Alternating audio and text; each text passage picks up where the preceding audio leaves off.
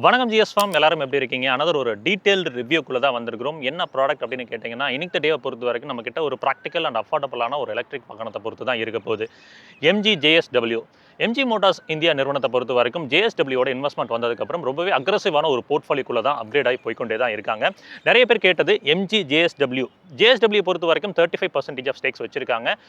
கிட்டத்தட்ட MG Motors India பொறுத்த வரைக்கும் 51% இந்தியன் இன்வெஸ்டர்ஸோட ஸ்டேக்ஸ் தான் இருக்குது. கிட்டத்தட்ட ஒரு இந்தியன் பிராண்டாக தான் இங்கே எம்ஜி பொறுத்த வரைக்கும் வாழ்ந்து வராங்க. நீங்கள் ஒரு டே டு டே ரொட்டீன் அதிகமாக ஒரு 1500 to 2000 kilometres per month travel பண்ணக்கூடிய ஆள், அதிக ஓட்டம் இருக்கும் அப்படின்றப்போ ஒரு ப்ராக்டிக்கல் அண்ட் அஃபோர்டபுளான ஒரு எலக்ட்ரிக் காம்பேக்ட் கிராஸ் ஓவர் பார்க்குறீங்க அப்படின்னா இன்னைக்கு தேதியில் மார்க்கெட்டில் இருக்கக்கூடிய ஒரு நல்ல ப்ராடக்ட்ங்க எம்ஜி வின்சர் ப்ரோ. அதுதான் இன்றைக்கி நம்மக்கிட்ட இருக்குது. இந்த ப்ராடக்ட்டோட ஒரு டீட்டெயில்டு ரிவ்யூ தான் பார்க்க போகிறோம். பாசிட்டிவ்ஸ் நெகட்டிவ்ஸ் எல்லாத்தையுமே தெளிவாக தெரிஞ்சுக்கிட்டு இந்த பர்டிகுலர் மாடல் உங்களுக்கான மாடலாக இல்லையா அப்படின்ற கிளியரான ஒரு புரிதல் எடுத்துக்கொள்ளலாம். வீடியோக்குள்ளே ஃபர்தராக போகிறதுக்கு முன்னாடி இன்றைக்கி இந்த ப்ராடக்ட்டை நமக்கு ரிவ்யூ கொடுத்து சப்போர்ட் பண்ண எம்ஜி ரமணி கரூர் ஷோரூமுக்கு ஒரு சின்ன ஷவுட் கொடுத்துடலாம். உங்களுக்கு எம்ஜி ப்ராடக்ட்ஸ் ரிலேட்டடாக இல்லை வின்சர் ப்ரோ ரிலேட்டடாக ஏதாவது குவரிஸ் இருக்குது அப்படின்னா உங்களை ரீச் அவுட் பண்ணுங்கள். உங்களுக்கு பெட்டரான ஒரு யூசர் எக்ஸ்பீரியன்ஸ் கிடைக்கும். சரி, வாங்க வீடியோக்குள்ளே போகலாம். வீடியோக்குள்ளே போய் இந்த எம்ஜி வின்சர் ப்ரோ பற்றி முழுமையாக தெரிஞ்சுக்கலாம்.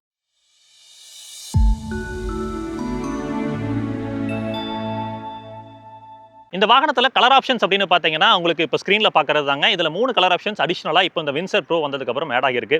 சார்ஜிங் பற்றி பேசலாங்க. ப்ராக்டிக்கலாக நமக்கு வந்து இங்கே ஒரு 7.4 கிலோவாட் சார்ஜர் கொடுக்குறாங்க. அதில் நீங்கள் சார்ஜ் பண்ணுறப்போ 9.5 ஹவர்ஸில் உங்களுக்கு வந்து 10 to 100% அப்படின்றது நடக்குது. இதுவே நீங்கள் ஃபாஸ்ட் சார்ஜிங் பயன்படுத்துறீங்கன்னா மேக்ஸிமம் வந்து 60 கிலோவாட் வரைக்கும் சப்போர்ட் பண்ணும். அதில் பண்ணுறப்போ 50 மினிட்ஸில் ஆவதா எம்ஜி நிறுவனம் கிளைம் செஞ்சுருக்காங்க. என்னை பொறுத்த வரைக்கும் பொதுவாகவே நீங்கள் வந்து ஒரு எலக்ட்ரிக் வாகனம் பயன்படுத்துறீங்க அப்படின்னா முடிஞ்ச வரைக்கும் வந்து நமக்கு வீட்டில் கொடுக்குற போர்ட்டபிள் சார்ஜர் இல்லைனா அந்த 7.4 கிலோவாட் 3.3 கிலோவாட் சார்ஜர்ஸாக பயன்படுத்துங்க. ஃபாஸ்ட் சார்ஜர்ஸ் அத்தியாவசியமாக தேவையான மட்டும் பயன்படுத்திக்கோங்க. ஸோ அது வந்து பேட்டரி செல்ஸோட லைஃபை வந்து பெட்டர்மெண்ட் பண்ணி கொடுக்கும். இங்கே நமக்கு ஃபைனலாக எல்லாருமே கேட்ட 52.9 கிலோவாட் ஹவர் அந்த லாங் ரேஞ்ச் பேட்டரி பேக்கை எம்ஜி நிறுவனம் எடுத்து வந்திருக்காங்க.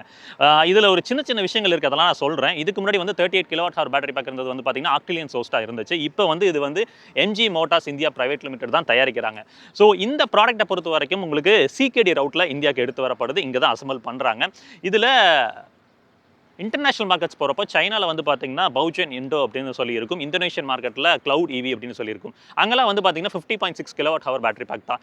ஸோ ஸ்பெசிஃபிக்கலி எக்ஸ்க்ளூசிவாக வின்சர் ப்ரோ இந்தியா வெர்ஷனுக்கு மட்டும்தான் இந்த 52.9 கிலோவாட் ஹவர் பேட்டரி பேக் எடுத்து வந்திருக்காங்க. இது வந்து லித்தியம் ஃபெரோ பாஸ்பேட்டுங்க. உங்களுக்கு பிரிஸ்மேட்டிக் செல்ஸ் போகும்போது உங்களுக்கு எனர்ஜி டென்சிட்டி பெட்டராக இருக்கும். அதே மாதிரி தெர்மல் எஃபிஷியன்சி, அது கூட வந்து பார்த்தீங்கன்னா அந்த செல்ஸோட பேக்கேஜிங் அப்படின்றது, அந்த ஸ்பேஸ் மேனேஜ்மெண்ட் அப்படின்றது இன்னும் கொஞ்சம் பெட்டராக பண்ண முடியறதா பிராண்ட்ஸ் வந்து கிளைம் பண்ணுறாங்க. ஸோ அதுதான் ரியாலிட்டியிலும் நடக்குது.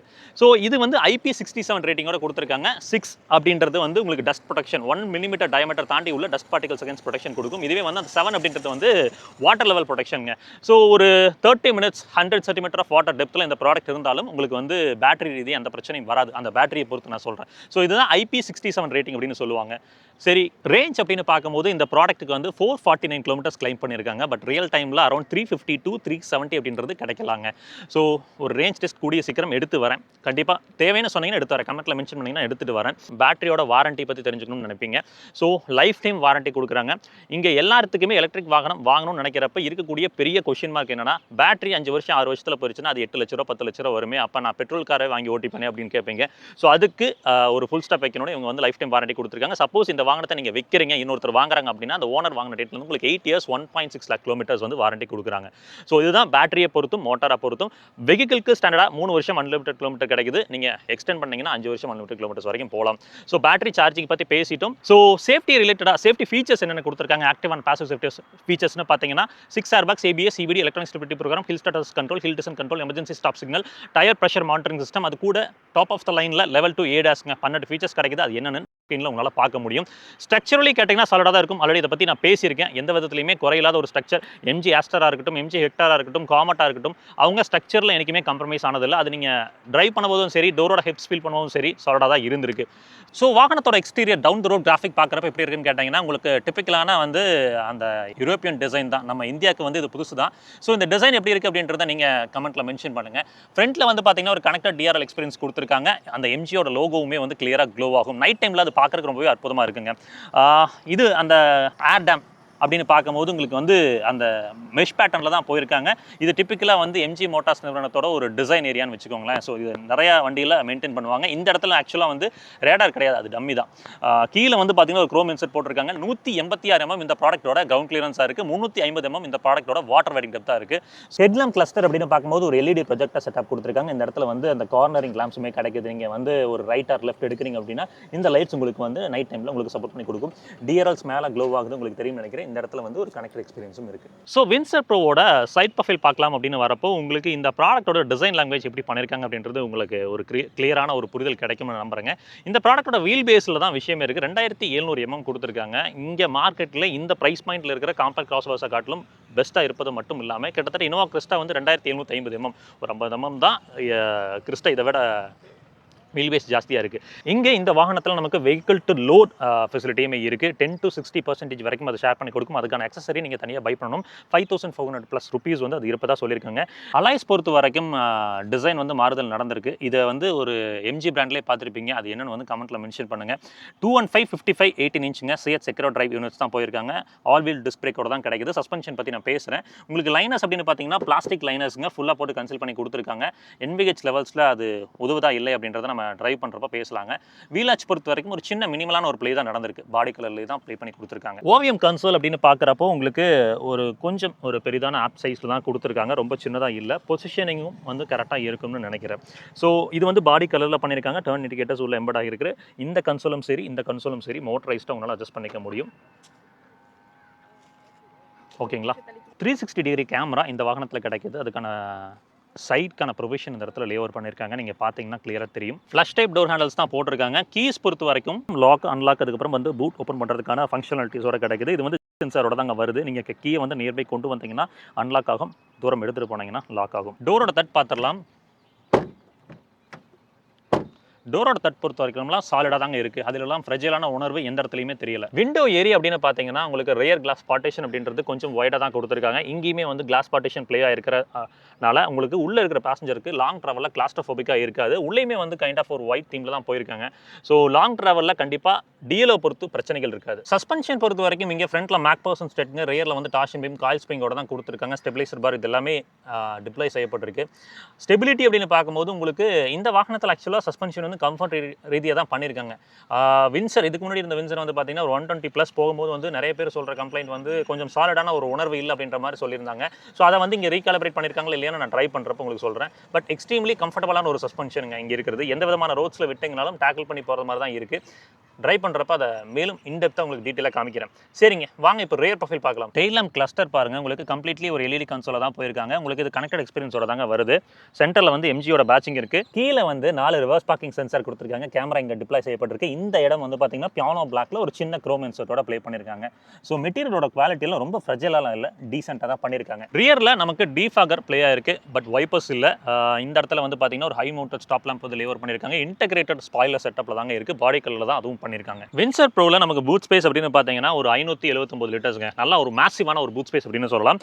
லோடிங் லிப் வந்து பார்த்தீங்கன்னா மினிமலாக தான் இருக்குது. அப்படின்றப்ப திங்ஸ் தூக்கி வைக்கிறதுக்குலாம் ரொம்பவே சுலபமாக தான் இருக்க போகுது.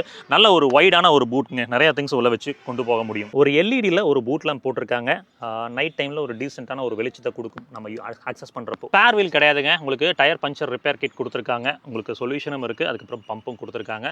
ஸோ இதுதான் உங்களோட ஆக்சஸாக இருக்க போகுது. பூட்டில் நமக்கு வந்து ஒரு இன்ஃபினிட்டி பிராண்டோட சப்வூஃபர் இருக்கிறது உங்களுக்கு தெரியும்னு நினைக்கிறேன். இங்கே வந்து ஒரு 9 ஸ்பீக்கர் இன்ஃபினிட்டி சிஸ்டம் கொடுத்துருக்காங்க. பிராண்டட் ஆடியோ கொடுத்துருக்காங்க. அதோட அவுட்புட் எப்படி இருக்குன்னு நான் வந்து ப்ளே பண்ணி காமிக்கிறேன். டோர் பேட்ஸோட டிசைன் அப்படின்னு பார்க்கும்போது உங்களுக்கு இந்த இடத்துல வந்து ஒரு பிரான்ஸ் கலரில் முடிச்சிருக்காங்க. அதுக்கப்புறம் ஸ்பீக்கர்ஸ் லேவர் அப்படின்னு பார்த்தீங்கன்னா இது ஸ்பீக்கர்ஸ் கிடையாது.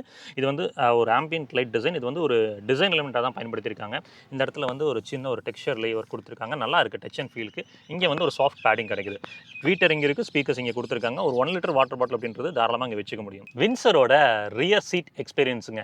ஸோ இது வந்து ஆக்சுவலாக நிறைய பேர் எக்ஸலண்ட்டாக இருக்குது அப்படின்ற மாதிரி சொல்லியிருந்தாங்க. ஸோ நாமளும் வந்து செக் அவுட் பண்ணி பார்ப்போம். ஸோ வின்சரோட ரியர் சீட்டுங்க. ஆக்சுவலி இந்த ப்ரைஸ் பாயிண்ட்டில் எனக்கு தெரிஞ்சு வந்து ஏரோ லான்ச் சீட்ஸ்லாம் வந்து இவங்க தான் ப்ரொவைட் பண்ணிட்டு இருக்காங்க. சரி, லெக் ஸ்பேஸ் அண்ட் நீ ஸ்பேஸ்லேருந்து ஸ்டார்ட் பண்ணுவோம். உங்களுக்கு தாராளமான ஒரு ஸ்பேஸிங்க. ஸோ ரொம்ப நல்லா கம்ஃபர்டபுளாக உங்களால் உட்காந்து வர முடியும் லாங் ட்ராவலுக்கு. உங்களுக்கு அண்டர் டை சப்போர்ட் அப்படின்னு பார்த்தீங்கன்னா உங்களுக்கு காலை நம்ம நீட்டி உட்காரோம், கம்ஃபர்டபுளாக உட்காரோம்னா பர்ஃபெக்டாக இருக்குது. நீங்கள் மடக்கி உட்காந்திங்கன்னா மேபி வந்து உங்களுக்கு சப்போர்ட் வந்து இன்னும் கொஞ்சம் பெட்டராக இருந்திருக்கலாம்னு தோணும். பட் நார்மலாக நீங்கள் ஒரு பின்னாடி ஒரு கோ பேசஞ்சராக உட்காந்து ட்ராவல் பண்ணும்போது இருக்கிற போஸ்டரில் உங்களுக்கு பர்ஃபெக்டான ஒரு அண்டர் தை சப்போர்ட் இங்கே கிடைக்குது. கீழே வந்து பார்த்தீங்கன்னா ஒரு ஃப்ளாட் பெட் தான். ஸோ 3 பேசஞ்சர் உட்காந்திங்கனாலும் கம்ஃபர்டபுளாக கன்வீனியன்ட்டாக உட்காந்து வர முடியும்.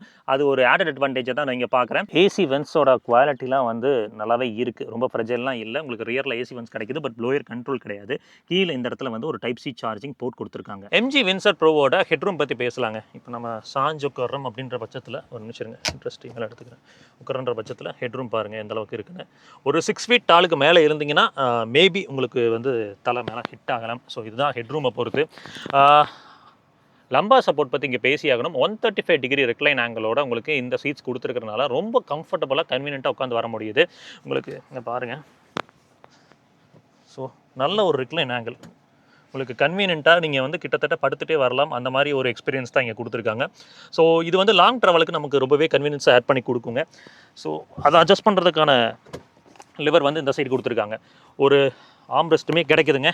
அடுத்து 3.8 ELR சீட் பெல்ட்ஸ் எல்லா பேசஞ்சருக்குமே கொடுத்துருக்காங்க. அதுவுமே ஒரு ஆட் அட்வான்டேஜ் தான். இப்போ லம்பா சப்போர்ட் பற்றி ஸ்பெசிஃபிக்காக உங்களுக்கு சொல்கிறேன். லம்பா சப்போர்ட் பொறுத்த வரைக்கும் வந்து பார்த்திங்கன்னா ஆப்டிமலாக இருக்குது. உங்களுக்கு ஷோல்டருக்கு வந்து பெரிதான என்ஹான்ஸ்மெண்ட் அப்படின்றது கிடைக்கல. பட் லம்பா சப்போர்ட் வந்து ஆப்டிமலாக கொடுத்துருக்காங்க. மெட்டீரியலோட குவாலிட்டி ரொம்பவே தரமாக இருக்குது. பெர்ஃபரேஷனோட இருப்பதால் அந்த ப்ரீத்தபிலிட்டி பெட்டராக இருக்கும். லாங் ட்ராவலில் அது வந்து நமக்கு அந்த முதுகில் வந்து வேர்க்காமல் அந்த ஹீட் ப்ரொடியூஸ் ஆகாமல் கண்ட்ரோல் பண்ணி கொடுக்கும். 3 பேர்த்துக்குமே ப்ராப்பரான ஒரு அட்ஜஸ்டபிள் ஹெட் ரெஸ்ட் போட்டிருக்காங்க. கிராப் ஹேண்டில் ஒன்று இருக்குது. உங்களுக்கு ரியரில் கேபின் லேம்ப்ஸ் அப்படின்னு பார்த்தீங்கன்னா பேரலாக உங்களுக்கு வந்து இங்கே ஃப்ரேமில் வந்து மவுண்ட் பண்ணியிருக்காங்க. உங்களுக்கு ஒரு எல்இடி கேபின் லேம்ப்ஸ் தான் கிடைக்குது. ஸோ வாகனத்தோட ஃப்ரண்ட் டேஷ்போர்ட் அப்படின்னு பார்த்தீங்கன்னா உங்களுக்கு பெரிதான ஒரு 15.6 இன்ச்சில் வந்து ஒரு இன்ஃபோர்டைன்மென்ட் சிஸ்டம் கொடுத்துருக்காங்க. அதை பற்றி அப்புறம் பேசலாம். இங்கே இந்த இடத்துல வந்து பார்த்தீங்கன்னா ஒரு டெக்ஸ்சர்டு லேயர் நடந்திருக்கு. இந்த இடத்துல சாஃப்ட் டச்சுங்க. இது வந்து ஆக்சுவலாக வந்து கப் ஹோல்டராக பயன்படுத்திக்க முடியும். ஏசி வென்ஸோட நாப் குவாலிட்டிலாம் வந்து சென்டரில் ஆக்சுவலாக நல்லாயிருக்கு. இந்த இடத்துல வந்து கொஞ்சம் ஃப்ரெஜலாக ஒரு உணர்வு இருக்குது. நல்ல ஒரு டிசைன் எலிமெண்ட் புட்டு குதிராக பார்க்குறப்போ ரொம்பவே நல்லாயிருக்கு. ஷட் லைன்ஸ்லாம் ப்ராமினெண்ட்டாக தான் போட்டிருக்காங்க. ஸோ ரேட்லிங் அப்படின்றதெல்லாம் நீங்கள் எதிர்பார்க்க வேண்டிய அவசியம் இருக்காது லாங் டேர்மில். க்ளவ் பாக்ஸ் பொறுத்த வரைக்கும் ஒரு ஆப்டிமலான சைஸுங்க. உங்களுக்கு சின்ன நிக்நாக்ஸ் டாக்குமெண்ட்ஸ் வச்சுக்கிறதுக்கு பயன்படும். கூல்டு க்ளவ் பாக்ஸ்னு கேட்டிங்கன்னா இல்லை. ஐஆர்விஎம் பொறுத்த வரைக்கும் ஒரு ஆட்டோ டிமிங் ஐஆர்விஎம் ப்ரொவைட் பண்ணி கொடுத்துருக்காங்க. ஸோ சைஸ் பொறுத்த வரைக்கும் ஆப்டிமலாக இருக்கிறனால நமக்கு வந்து கிளியரான ஒரு விசிபிலிட்டி எடுத்து கொடுக்கும். கேபின் லாம்ப் சென்டரில் உங்களுக்கு எல்இடியில் போயிருக்காங்க. உங்களுக்கு இந்த சைடு வந்து வேனிட்டி மிரர் கிடைக்குது. கூடவே வந்து ஒரு வேனிட்டி லைட்ஸும் போட்டிருக்காங்க. இது வந்து 2 சைடுமே டிரைவர் அண்ட் கோ பேசஞ்சர் 2 பேருக்குமே வேனிட்டி மிரர் அண்ட் லைட்ஸ் அப்படின்றது கிடைக்குது. மேலே நமக்கு வந்து ஒரு இன்ஃபினிட்டி ரூஃப் கிடைக்குது. உங்களுக்கு இந்த மெட்டீரியலோட குவாலிட்டி வந்து பார்த்தீங்கன்னா டீசெண்டாக தான் இருக்குது. ரொம்ப வந்து மோசம் அப்படின்றது இல்லை. நான் உங்களுக்கு ஃபுல்லாக க்ளோஸ் பண்ணி காமிக்கிறேன். ஸோ ஹீட் வந்து கேபின்குள்ளே பயங்கரமாக இன்க்ளூட் ஆகுமான்னு கேட்டிங்கன்னா ஓரளவுக்கு வந்து தாக்கு பிடிக்கும். ஸோ பெரிதாக வந்து இன்க்ளூட் ஆகாது. அந்த மாதிரி தான் ஒரு மெட்டீரியல் தான் கொடுத்துருக்காங்க. சென்டரில் உங்களுக்கு இந்த இடத்துல வந்து ஒயர்லெஸ் சார்ஜிங் பேட் கிடைக்குது. அது கூட இங்கே க்ளவ் பாக்ஸ் பார்த்தீங்கன்னா கீழே இந்த இடத்துல வந்து ஒரு சின்ன கம்பார்ட்மெண்ட். இது வந்து கூல்டு கிடையாது. பட் ஒரு 12 வோல்ட் அடாப்டர் கொடுத்துருக்காங்க. இங்கே நம்ம வேணும்னா பயன்படுத்திக்கலாம். இது மூவபிள் ஆம்ரெஸ்ட்னு கேட்டிங்கன்னா இல்லை, ஃபிக்ஸ்டு ஒரு லெதரைட் ஃபினிஷிங்கோட கொடுத்துருக்காங்க. இங்கே 3 கப் ஹோல்டர்ஸ் கிடைக்குது. கீழே வந்து அந்த சாஃப்ட் பேடிங் இருப்பதால் அந்த ரேட்டல் நாய்ஸோ இந்த பாட்டில் மூவ் ஆகிறதும் நடக்காதுங்க. கீழே இந்த இடத்துல ஒரு பெரிய கம்பார்ட்மெண்ட் இருக்குது. நிறைய திங்ஸை வச்சுக்க முடியும். இங்கே 2 விதமான சார்ஜிங் போர்ட் கொடுத்துருக்காங்க. யூஎஸ்பியில் டைப் ஏ ஒன்று இருக்குது, டைப் சி ஒன்று இருக்குது. இன்ஃபோர்டைன்மென்ட் சிஸ்டம் அப்படின்னு பார்க்கும்போது 15.6 இன்ச்சுங்க. உங்களுக்கு கிட்டத்தட்ட வந்து ஒரு லேப்டாப் ஸ்க்ரீன் மாதிரி ஒரு பெரிய ஸ்க்ரீன் கொடுத்துருக்காங்க. லாட்ஸ் ஆஃப் ஆப்ஸ் இதில் இருக்குது. அதே மாதிரி வந்து ஜியோ 7 அந்த மாதிரி அப்ளிகேஷன்ஸும் டிஃபால்ட்டாக அதில் கொடுத்துருக்காங்க. ஏசியில் ஆரம்பித்து நிறைய விஷயங்களை நீங்கள் இந்த இன்ஃபோர்டைன்மென்ட் சிஸ்டம் மூலமாகவே கண்ட்ரோல் பண்ணிக்க முடியும். ஃபார் எக்ஸாம்பிள் ஏசியோட கண்ட்ரோல் உங்களுக்கு இருக்க தெரியும்னு நினைக்கிறேன். ஒரு 2 to 3 செகண்ட்ஸ் எடுத்துக்குது அதை லோட் ஆகிறதுக்கு. பட் கம்ப்ளீட்லி இதை நம்ம வந்து இந்த இன்ஃபோர்டைன்மென்ட் சிஸ்டம் மூலமாக ஆப்ரேட் பண்ணுற மாதிரி கொடுத்துருக்காங்க. சரி, ஃபைன். ஸோ ஏசியை பொறுத்த வரைக்கும் நல்லாவே இருக்குங்க. நம்ம வந்து டெம்பரேச்சர் வந்து ஒரு 24ல் வைப்போம். எப்போவுமே 24ல் வச்சு ஆட்டோவில் வைக்கிறப்ப எப்படி இருக்குது, டீசெண்டான ஒரு த்ரோ இருக்குது. இப்போ ஆடியோ குவாலிட்டி கேட்டலாம். இங்கே இன்ஃபினிட்டியோட அந்த 9 ஸ்பீக்கர் பிராண்டட் ஆடியோ தான் கொடுத்துருக்காங்க. ஸோ ஆடியோ எப்படி இருக்குன்னு கேட்போம்.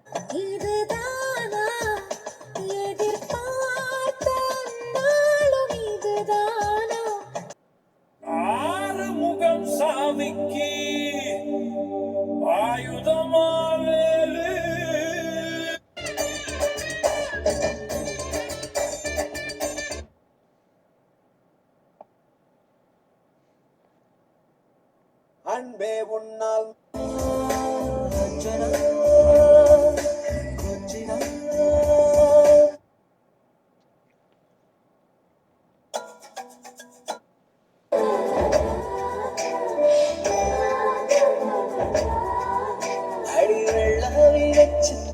ஸோ ஆடியோ குவாலிட்டி பொறுத்த வரைக்கும் ரொம்பவே நல்லா இருக்குது, இம்ப்ரெசிவாக இருக்குது. இப்போது ரிவர்ஸ் கேமராவோட குவாலிட்டி பார்க்கலாங்களா? 360 டிகிரி கேமரா இருக்குங்க.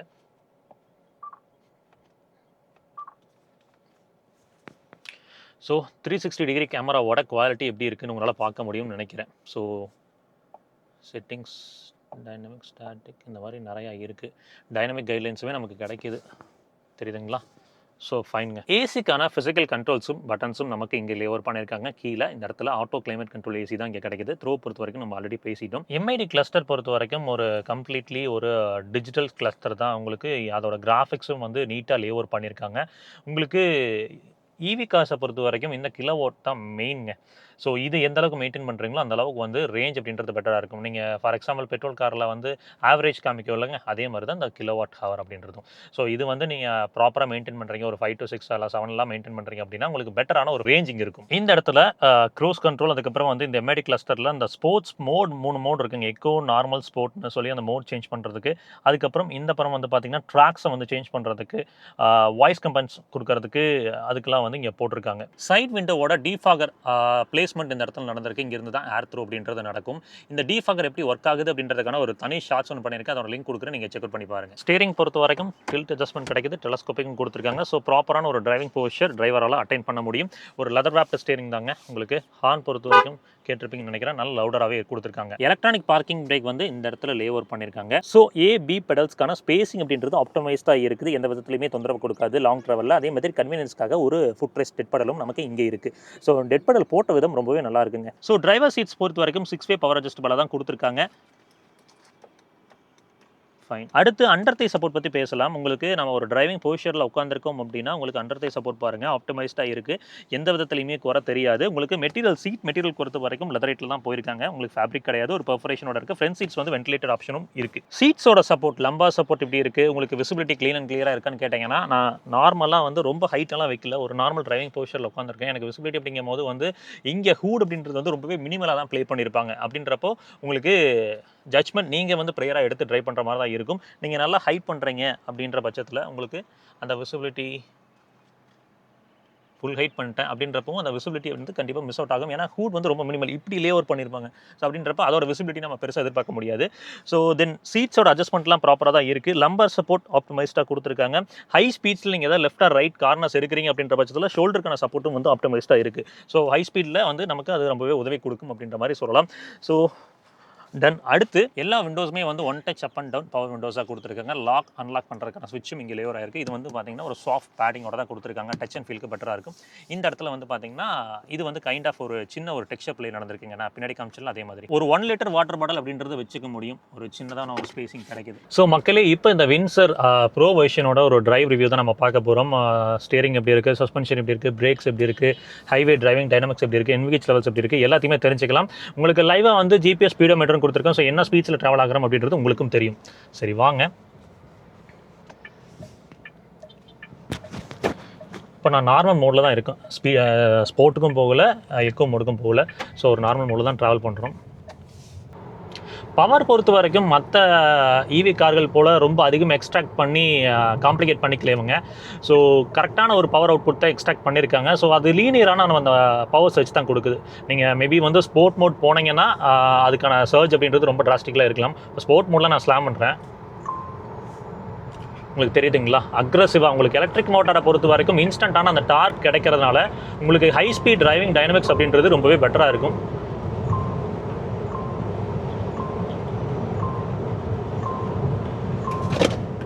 ஸோ பிரேக்ஸ் கொடுத்து நம்ம எடுக்கிறோம் அப்படின்னா ஹேண்டில் ஆகுதுங்க. முதல்ல வந்து அந்த சஸ்பென்ஷன் வந்து ரொம்ப கம்ஃபர்ட் ஓரியன்டாக இருக்குது. அதனால நமக்கு வந்து அந்த ஹை ஸ்பீட் டிரைவிங் டைனமிக்ஸில் நமக்கு அது காம்பன்சேட் ஆகுதான்னு கேட்டிங்கன்னா இல்லை. உங்களுக்கு அதெல்லாம் இங்கே இந்த கர்வ் பாருங்கள், ஒரு 130 எடுக்கிறோம். ஸோ சாலிடாக எடுக்க முடியுது, அதிலலாம் குறையே இல்லை. இப்போ ஒரு 130 140 கிட்ட வந்துட்டோம். பிரேக்ஸ் பாருங்கள். ஸோ நீங்கள் நினைக்கிற இடத்துல நிப்பாட்ட முடியுமான்னு கேட்டிங்கன்னா பிரேக்ஸ் பொறுத்த வரைக்கும் சாலிடாக தான் ஃபீல் ஆகுது. ஒரு 130 நமக்கு நிற்கிறப்போ ஒரு ஸ்ட்ரெயிட் லைனில் வித்தவுட் மச் ட்ராமாஸ் அப்படி தான் நிற்குதுங்க. ஸோ ஹை ஸ்பீடில் கார்னர்ஸ் எடுக்கிறப்போ ரொம்ப ஒரு ஹை ஸ்பீட்ஸில் எடுக்கிறீங்க, ஒரு 130 140 எடுக்கிறீங்கன்னா ஸ்லைட்டாக உங்களுக்கு பாடி ரோல் ஃபீல் ஆகும். பட் பிளான்டடான ஒரு உணர்வு தாங்க இருக்குது. ஏடாஸ் ரொம்ப இன்ட்ரூசிவாக இருக்கான்னு கேட்டிங்கன்னா ஆப்வியஸ்லி உங்களுக்கு வந்து பார்த்தீங்கன்னா லேன் அசிஸ்ட் சிஸ்டம்லாம் இருக்கிறனால நீங்கள் வந்து ஒரு லெஃப்ட் ஆர் ரைட் போகிறீங்க அப்படின்னா கம்பல்சரி வந்து நீங்கள் இண்டிகேட்டர்ஸ் கொடுத்து தான் மூவ் ஆகி போகிற மாதிரி இருக்கும். ஸோ வின் நாய்ஸ் அப்படின்னு பார்த்தீங்கன்னா ஒரு 80 to 90 போனதுக்கப்புறம் உங்களுக்கு ரொம்ப ஸ்லைட்டாக இருக்குது. ஒரு 120 கிராஸ் ஆனீங்கன்னா தான் அதிகமாக தெரியுது. டயர் நாய்ஸ் ஆப்வியஸ்லி உள்ளே வருது, கிரீப்பின் ஆகுது. அதுவும் வந்து 90க்கு அப்புறம் தாங்க. ஸோ அது பெரிய தொந்தரவாக இருக்குமான்னு கேட்டிங்கன்னா கண்டிப்பாக இல்லை.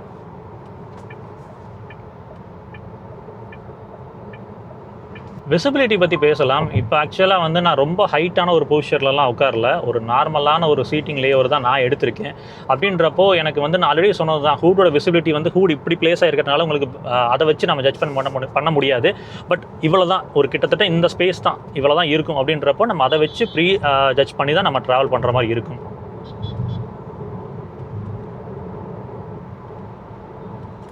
சஸ்பென்ஷன் அந்த கம்ஃபர்ட் ஓரியன்டாக இருக்கிறனால நீங்கள் வந்து ஒரு ஹை ஸ்பீட்ஸில் ஒரு 100 to 120 ஸ்பீட்ஸில் வந்து நீங்கள் வரீங்க, அப்படியே கார்னர் எடுக்கிறீங்க அப்படின்னா ஸ்லைட்டாக இப்படி அந்த அந்த வெர்டிக்கல் மூவ்மெண்ட் அப்படின்றது நமக்கு வந்து ஃபீல் ஆகும்.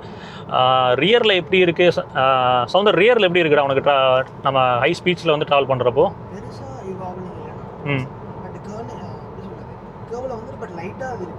லைட்டாக உனக்கு பாடி ரோல் ஃபீல் ஆகுது.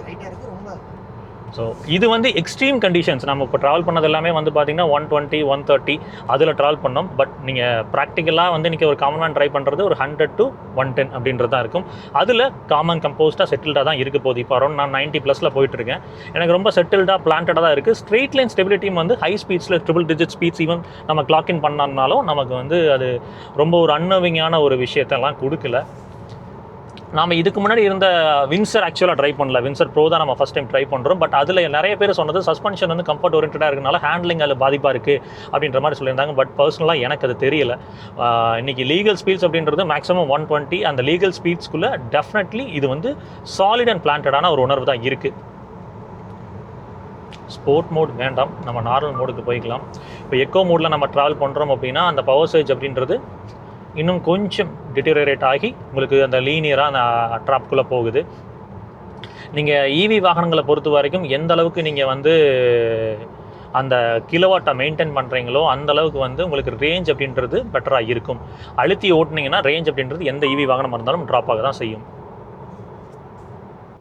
So high speed driving dynamics எப்படி இருக்குது அப்படின்றத பற்றி பேசிட்டோம். இப்போ அந்த ஸ்டீரிங்கோட கேலிபரேஷன் எப்படி இருக்குது, அது வந்து ஹை ஸ்பீட்ஸில் எப்படி வந்து ஹெஃப்ட் ஆட் ஆகுது அப்படின்றத பற்றி பேசலாம்.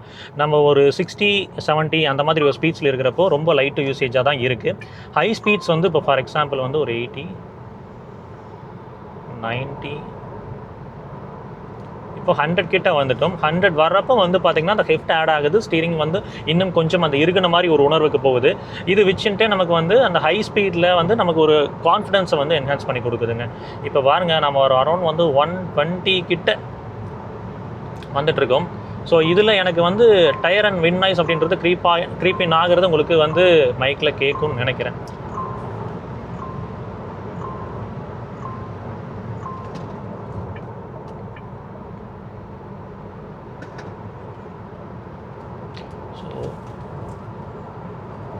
ஸோ வண்டி எதுவும் பின்னாடி இல்லை. இப்போ நம்ம ஒரு 100+ இருக்கோம்.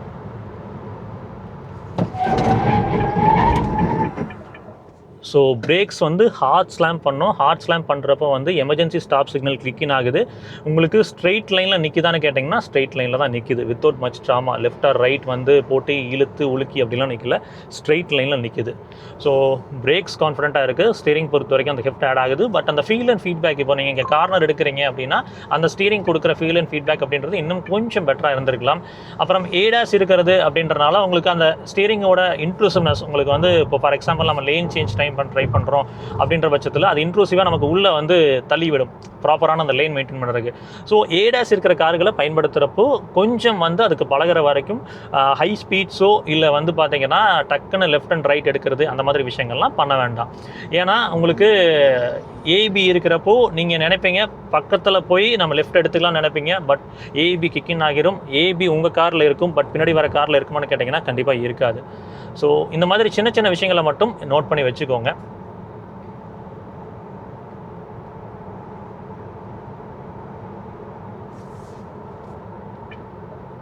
அதே மாதிரி இந்த ஓவியம் மிரர்ஸ்ங்க, ஓவியம் மிரர்ஸ் பொறுத்த வரைக்கும் அதை அட்ஜஸ்ட் பண்ணுறதுக்கான கண்ட்ரோல்ஸ் எல்லாமே வந்து பார்த்தீங்கன்னா உங்களுக்கு இங்கே பட்டன்ஸ் கொடுத்துருக்காங்க பார்த்தீங்களா, இந்த பட்டன்ஸ் ஆப்ரேட் பண்ணி தான் நம்ம எடுத்துக்கிற மாதிரி இருக்கும். அதை மட்டும் சைட் விண்டோஸில் கொடுத்துருக்கலாமோ அப்படின்ற மாதிரி என்னோட personal opinion. Ground clearance 186 mm. நம்ம சின்ன ரோட்ஸ்லாம் கீழே வந்து போய் பார்த்தோம். நாங்கள் ஷூட்டுக்கு போன இடம் வந்து பார்த்திங்கன்னா கொஞ்சம் பிட் ஆஃப் ஒரு மண் தரம் தான் வச்சுக்கோங்களேன், பெருசாக அடிப்படுற மாதிரிலாம் இல்லை. அதே மாதிரி நாங்கள் ஷோரூம்லேருந்து கீழே இறங்கணும், அப்போவுமே வந்து அந்த கிரவுண்ட் கிளியரன்ஸ் அப்படின்றது ஒரு பெரிய பாதிப்பாக இல்லை. I think approach and departure ஆங்கிளில் வந்து பெட்டராக வந்து இவங்க ப்ளே பண்ணியிருப்பாங்கன்னு நான் நம்புகிறேன். நீங்கள் ஒரு ஆட்டோமேட்டிக் கார் வாங்குறீங்க அப்படின்னா ஆட்டோமேட்டிக் காரில் அந்த டார்க் கன்வெர்ட்டராக இருக்குன்னா அந்த டார்க் கன்வெர்ட்டர் கியர் பாக்ஸோட கேலிபரேஷனை புரிஞ்சுக்கிட்டிங்கன்னா பெட்டரான ஒரு ஷிஃப்ட் நம்ம கொடுக்க முடியும். அந்த ஷிஃப்ட் கொடுக்குறப்ப பெட்டரான ஒரு ஃபியூல் எஃபிஷியன்சி கிடைக்கும். அதே மாதிரி தான் இவிஸ்லையும் இவிஎஸ் எடுத்துகிட்டு நமக்கு வந்து ரேஞ்ச் கிடைக்கல அப்படின்னா நம்ம வந்து ஒன்றும் இல்லை, ஒரு பெட்ரோல் கார் ஓட்டுறோம்னா நம்ம ஆவரேஜ் ஃபியூல் எஃபிஷியன்சியை ஸ்க்ரீனில் பார்ப்போம். ஒரு 16 கொடுத்துட்ருக்கோம், விரட்டினோம்னா ஒரு 12-11 வரும். பட் 12-11 வரும்போது நம்ம என்ன பண்ணுவோம், கொஞ்சம் ஸ்லைட் நோட்டில் ஒரு லைட் ஃபுட்டில் ட்ராவல் பண்ணுவோம். அதே மாதிரி இங்கே அப்படின்ற ஈவிகளை பொறுத்த வரைக்கும் உங்களுக்கு வந்து லைவாக வந்து அந்த கிலோவாட் காமிச்சிட்டு இருக்கும்.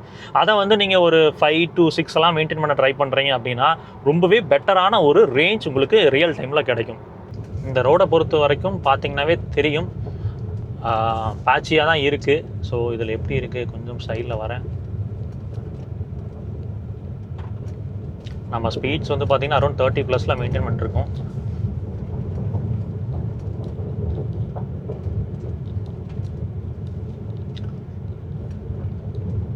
சஸ்பென்ஷன் பொறுத்த வரைக்கும் டேக்கிள்ஸுங்க எல்லா ரோட்லையுமே எல்லா விதமான ரோட்ஸையுமே டேக்கிள் பண்ணுற மாதிரி தான் பண்ணியிருக்காங்க. ஸோ ஃபைனலாக அந்த பேட்டரி அஸ் அ சர்வீஸை பற்றி பேசிட்டு அதுக்கப்புறம் ஒரு கன்க்ளூஷனுக்கு வரலாங்க. பேட்டரி அஸ் அ சர்வீஸ் அப்படின்னு அவங்க என்ன சொல்கிறாங்கன்னா, ஷெல் தனியாக, அதுக்கப்புறம் வந்து பார்த்திங்கன்னா பேட்டரி தனியாக வந்து சர்வீஸாக ப்ரொவைட் பண்ணி கொடுக்குறாங்க. இதில் நிறையா ஃபினான்ஸ் பார்ட்னர்ஸ் கூட டைப் வச்சிருக்காங்க. For example Bajaj Finserv, Hero ஃபின்காப்ங்க, Eco5 வித்யூத்ங்க, கொட்டாக் மஹிந்திரா லிமிடெட், பஜாஜ் ஃபின்சர்வ், இந்த மாதிரி நிறைய பிராண்ட்ஸ் இருக்குது. அது என்ன அப்படின்றத நீங்கள் வந்து நான் கான்டாக்ட் நம்பர் அவங்களுக்கு கொடுக்குறேன். நீங்கள் அவங்களுக்கு கால் பண்ணிங்கன்னா இன்னும் பெட்டரான ஒரு புரிதலை உங்களுக்கு சொல்லிக் கொடுப்பாங்க. ஸோ இதில் பஜாஜ் ஃபின்சர்வ்ங்க, ஹீரோ ஃபின்காப்ங்க, அதுக்கப்புறம் வந்து IDFC ஃபர்ஸ்ட் பேங்க்கு, இந்த மாதிரி பேங்க்ஸ்லாம் போகிறப்போ நமக்கு என்னென்னா அந்த மினிமம் கிலோமீட்டர் ரன் அப்படின்றது 1650 கிலோமீட்டர்ஸுங்க. அதுக்கான பேமெண்ட் அப்படின்றத வந்து நம்ம கொடுக்குற மாதிரி இருக்கும். அதுக்கப்புறம் நீங்கள் ஓட்டுற கிலோமீட்டர்ஸ்க்கு பே பண்ணணுமா கேட்டிங்கன்னா ஹீரோ ஃபின்காப்பில் மட்டும் பே பண்ணுற மாதிரி இருக்கும். மீதம் இருக்கிறதுல வந்து பே பண்ண தேவையில்லை. மினிமம் 1650. இதில் ஒரு சில ஃபினான்ஸ் ஸ்கீம்ஸ் போகிறப்ப நமக்கு வந்து அந்த 1650 கிலோமீட்டர்ஸ் நம்ம இந்த மாதம் ஓட்டலைன்னா அதை வந்து நம்ம வந்து ட்ரான்ஸ்ஃபர் பண்ணிக்கலாம் அடுத்த மாதத்துக்கு அப்படின்ற மாதிரி சொல்கிறாங்க. இப்படி போகிறப்போ மாதம் நமக்கு வந்து 7425 ரூபா அந்த பேட்டரி அஸ் சர்வீஸாக நம்ம போகிறோம். 1650 கிலோமீட்டருக்கு $4.50 அப்படின்றத பே பண்ணுறோம்னா இதுதான் நடந்திருக்கு. ஸோ பேட்டரி அஸ் சர்வீஸ் உங்களுக்கு தேவையா தேவையில்லையா அப்படின்றத நீங்கள் முடிவு பண்ணிக்கோங்க. இப்போது நார்மலாக ஒரு பெட்ரோல் காம்பேக்ட் கிராஸ் ஓவர் இந்த பட்ஜெட்டில் வாங்குறதுக்கும் இந்த மாதிரி ஒரு எலக்ட்ரிக் காம்பேக்ட் கிராஸ் ஓவர் வாங்குறதுக்கும் என்ன வித்தியாசங்கள் இருக்குது, நமக்கு ப்ராஃபிட்டபிலிட்டி எப்படி இருக்க போகுது அப்படின்றத ஒரு சின்ன கால்குலேஷன் எடுத்து வந்திருக்கேன். நீங்கள் ஸ்க்ரீனில் எவிடென்ட்டாக பார்க்க முடியும். இன்றைக்கி இருக்கக்கூடிய இந்த மார்க்கெட்டில் இந்த செக்மெண்ட்டில் இருக்கக்கூடிய கார்களோட ஆவரேஜ் ஃபியூல் எக்கனாமி அப்படின்னு பார்க்கும்போது ஒரு லிட்டருக்கு வந்து ஒரு 15 கிலோமீட்டர் அப்படின்றது பெட்ரோல் கார்கள் இருக்குது. ஸோ அப்படின்றப்போ 1500 கிலோமீட்டர் என்னது வந்து ஒரு மினிமம் ட்ராவல் இருக்க போது ஒரு மாதத்துக்கு அப்படின்றத வச்சு கால்குலேட் பண்ணியிருக்கேன். அப்போது 15 கிலோமீட்டர் அப்படின்னா 1500 கிலோமீட்டர் ட்ராவல் பண்ணுறதுக்கு ஒரு மாதத்துக்கு எனக்கு 100 லிட்டர் செலவாகும். 10,300 ரூபாய் செலவாகுது. ஃபைனுங்களா? ஸோ இதுவே ஒரு எலக்ட்ரிக் கார் போகிறேன் அப்படின்னா 53 kWh இதை பொறுத்த வரைக்கும் 52.9 53 எடுத்திருக்கேன். ஸோ பேர் மினிமம் 360 அப்படின்றது உங்களுக்கு கிடைக்கும். அப்படின்றப்ப உங்களுக்கு இங்கே ஆவரேஜ் ஃபியூல் எஃபிஷியன்சி வந்து பார்த்தீங்கன்னா kWh per கிலோமீட்டரில் தான் நம்ம சொல்ல முடியும். அப்படின்றப்போ 0.1472 kWh per கிலோமீட்டர் கிடைக்கும். அப்போது மந்த்லி எனர்ஜி யூஸ் அப்படின்றது எவ்வளோ இருக்கும் அப்படின்னு கேட்டிங்கன்னா 1500 கிலோமீட்டர் இன்ட்டு 0.1472 அப்படின்றப்போ 220.8 kWh நம்ம வந்து பயன்படுத்துவோங்க. இங்கே எல்லாருமே கேட்குறது டொமஸ்டிக் ப்ளஸ் அதுக்கப்புறம் வந்து வெளியில் அவுட் சைட் சார்ஜஸ்லாம் நம்ம சார்ஜ் போடுவோம். டொமஸ்டிக்கில் நான் சார்ஜ் போடுறப்போ வந்து ரொம்ப மினிமல் ஸ்லாப் எடுக்கல, மிட் ஸ்லாப் தான் எடுத்திருக்கேன். அதில் வந்து நமக்கு 9.65 ருபீஸ் பர் யூனிட்டுக்கு செலவாகுது. இதுவே வந்து பப்ளிக் சார்ஜிங் போகிறீங்க அப்படின்னா அது வந்து கிட்டத்தட்ட 10 ரூபாயில் ஆரம்பிச்சு 25 ரூபா வரைக்கும் போகுது, இன்னும் மேலுமே இருக்குது. ஸோ அதில் வந்து ஆவரேஜாக எடுத்து பார்த்தீங்கன்னா ஒரு 17 அப்படின்றத நான் எடுத்து கொண்டு வந்திருக்கேன். இப்போது இதில் வந்து 50% ஹோம் சார்ஜிங்கில் ஒரு 50, பப்ளிக் சார்ஜிங்கில் ஒரு 15 எடுக்கிறப்போ நமக்கு ஹோம் சார்ஜிங்கில் 1065 ரூபாய் செலவாகுது. இதுவே பப்ளிக் சார்ஜிங் போனீங்கன்னா 1876 ரூபாய். ஸோ டோட்டலாக ரன்னிங் காஸ்ட்னு பார்த்தீங்கன்னா 2942 ரூபாய் 16 காசு 1500 கிலோமீட்டர் ஓட்டுறதுக்கு.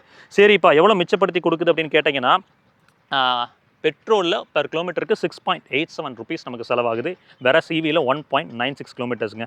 கிட்டத்தட்ட 7000+ அப்படின்றது பெர் மந்தில் இந்த 1500 கிலோமீட்டர்ஸ் ஓட்டுறப்போ உங்களுக்கு மிச்சமாகுது.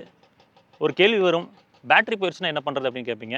அதுக்கான ஒரு சொல்யூஷனாக தான் அவங்க என்ன கொடுத்துருக்காங்கன்னா, லைஃப் டைம் பேட்டரி வாரண்டி அப்படின்றது இருக்குது. ஸோ பேட்டரி போயிருச்சு, பேட்டரி பிரச்சனை, இந்த மாதிரி கேள்விகளுக்கு இங்கே இடம் இல்லை.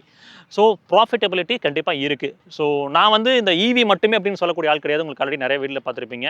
மக்களுக்கு பொறுத்த வரைக்கும் எலக்ட்ரிக் இருக்கணும், ஹைப்ரிட்ஸ் இருக்கணும், பெட்ரோல் இருக்கணும், டீசல் இருக்கணும். அதில் மக்களுக்கு எது தேவையோ அதுக்கு தகுந்த மாதிரி வைக்கலாம். உங்களுக்கு ஈவி தேவைன்னா ஈவி போய்க்கலாம், ஹைப்ரிட் தேவைன்னா ஹைப்ரிட் போய்க்கலாம். எனக்கு வந்து இந்த பட்ஜெட்டில் ஒரு 12 to 19 லட்சம் ரூபாயில் ஒரு எலக்ட்ரிக் கார் பார்க்குறீங்க அப்படின்னா, ப்ராக்டிக்கலாக அவங்க சொல்கிற ரேஞ்ச் வந்து ரியல் டைமில் கிடைக்கக்கூடிய ஒரு ப்ராடக்ட் தான் இந்த எம்ஜி வின்சர் இருக்குது.